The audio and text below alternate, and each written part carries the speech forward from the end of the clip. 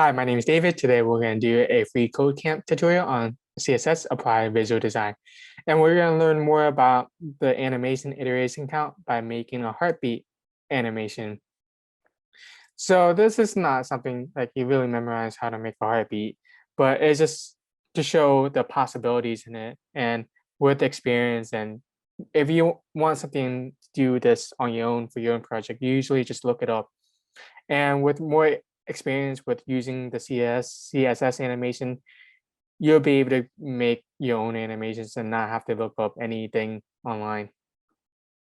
So for this one, we want to keep the heart beating by adding the animation count property for both the back class and heart class and setting the value to infinite.